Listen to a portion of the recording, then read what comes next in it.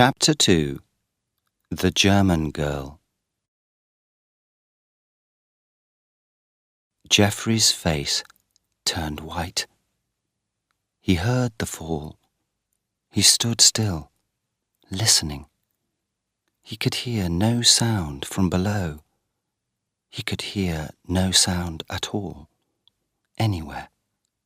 Then he was filled with sudden terror. "Father!" he shouted in his great deep voice. "Father! Father!" The cry rang across the fields. Men came running from the bottom field, and a girl ran down across the upper field. Geoffrey heard her strange, wild voice. "Ah!" she cried out. "Ah! Are you dead?" On the top of the stack, Geoffrey did not move or speak. He was too afraid to go down, too afraid even to hide in the hay. He listened to the voices below. First to arrive was his older brother, Henry. Then came his father and Bill, one of the farm workers. "What's the matter? What's happened?" "Oh, no." That was his father's voice. They were all silent for a few seconds. Then came Henry's voice. "He's not dead. Look, he's opening his eyes." Geoffrey heard, but he was not pleased. Half of him wanted Maurice to be dead. "If Maurice is not dead, and only hurt, what will he say about me?" he thought. "And what will Mother say? I can never look anybody in the face again." He felt lonely and afraid. Down below, on the ground, the German girl was crying and laughing at the same time. "No, he's not dead. No, he's not dead. No." "He can't speak. He needs some water," said Henry. "Yes, somebody must run and get some," said the father. "Bill, you go. The vicar's house is nearest." Bill ran up to the vicar's house, beside the top field, where the German governess worked. Soon he came back, followed by the vicar. Maurice drank a little water and began to make noises, trying to speak. "What happened to him?" asked the vicar. Everybody spoke at once, but the German girl's voice was the loudest. "It was the brother, the other brother," she cried. "He knocked him over. I saw him. I was watching." "I don't think so," said the father to the vicar. Then he got down next to Maurice, who was still making little noises. "Where does it hurt, boy, eh?" he asked, worried. "Wait a bit," said Henry. "Wait until he can speak." "Has he broken anything?" asked the vicar. "He was lucky," said the farm worker Bill.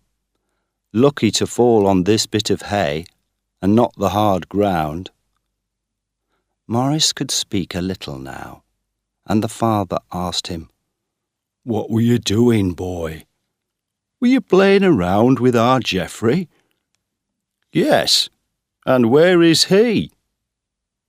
On top of the stack, Geoffrey stood like a stone. "I'll have a look on the stack," said Henry.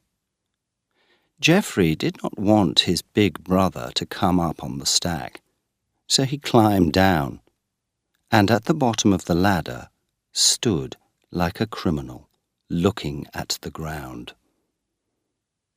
"What were you doing?" asked Henry's cold voice. "I don't know. Nothing, Geoffrey said. But I saw him, cried the governess. She was sitting on the ground, holding Morris in her arms. He knocked him over the side. Boof! Like that. Henry looked from one brother to the other. No, girl, whispered Morris, smiling up at her. He wasn't near me.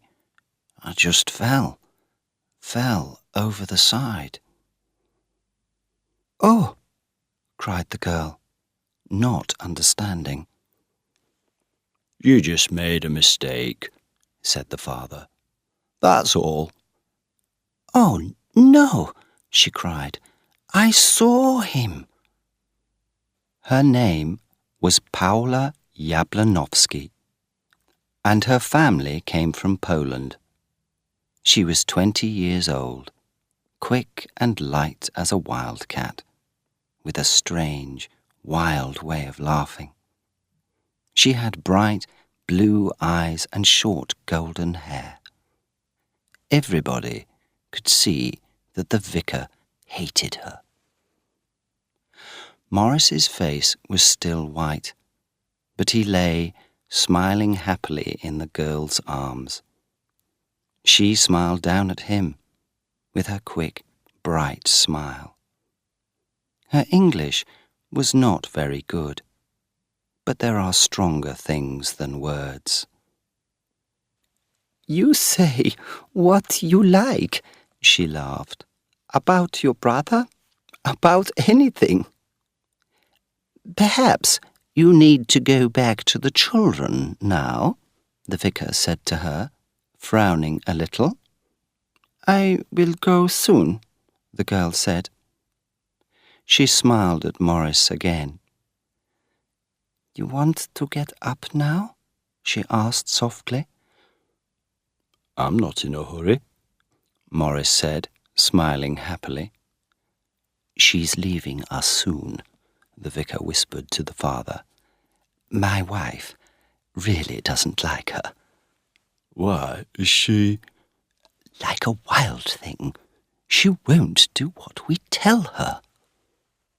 Morris decided to get up, and the girl helped him with her strong arms. You are well, she cried happily. Yes, I'm all right, he said. The fall knocked the breath out of me, that's all. After a moment, he walked a few steps. See, father, he laughed. I'm fine now. Fine, fine, the girl said, her eyes shining. Morris laughed and touched her face gently. Don't worry. She's going at the end of 3 weeks, the vicar said quietly in the farmer's ear.